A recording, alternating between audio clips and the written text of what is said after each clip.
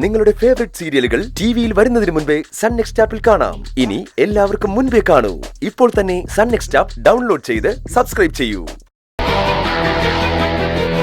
എവിടെ അവൻ? ഇതുവരെ വിളിക്കാൻ വരുമൊന്നും ചെയ്തില്ലല്ലോ. നിന്റെ വിഷ്ണുവിന്റെ കാര്യം ചോദിച്ചത്. എന്നെ വന്ന് കാണണമെന്ന് ഞാൻ പറഞ്ഞിരുന്നാണല്ലോ. എന്താ അവനത് ചെയ്യാത്തത്? തിരക്കില്ല. എന്ത് തിരക്ക്? അതെനിക്കറിയില്ല. ഞാൻ വിളിച്ച വിവരം അറിയിച്ചിട്ടുണ്ട്. വരാന്ന് ഏറ്റിട്ടുണ്ട്. സൗകര്യം കിട്ടി കാണില്ല. അവന്റെ സൗകര്യം അല്ല, എന്റെ സൗകര്യം. അതാ നോക്കേണ്ടത്.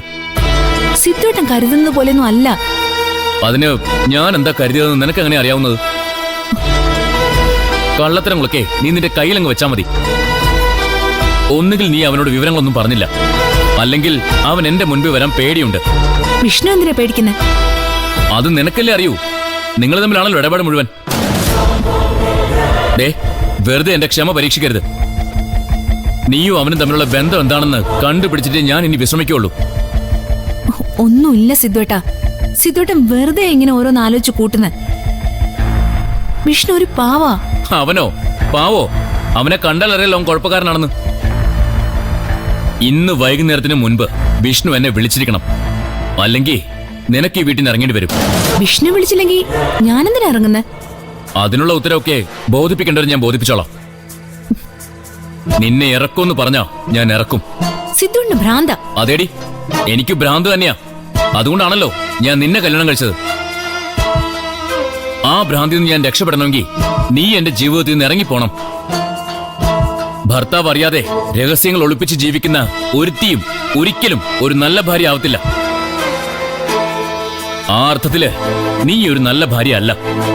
നിങ്ങള് പിന്നെ എല്ലാം തികഞ്ഞൊരു ഭർത്താവാണല്ലോ. ഞാന് ഒരു രഹസ്യം കൊണ്ട് നടക്കുന്നില്ല. ദേവിക ഇപ്പോ എനിക്ക് ആരാണെന്നും നാളെ ആരാവുന്നും എനിക്ക് നന്നായിട്ട് അറിയാം. അത് ഞാൻ നിന്നോടും പറഞ്ഞിട്ടുണ്ട്. അതുപോലെ അല്ല വിഷ്ണു. ഇന്നവൻ വന്നിരിക്കണം, അല്ലെങ്കിൽ ചെയ്യേണ്ടത് ഞാൻ ചെയ്യും.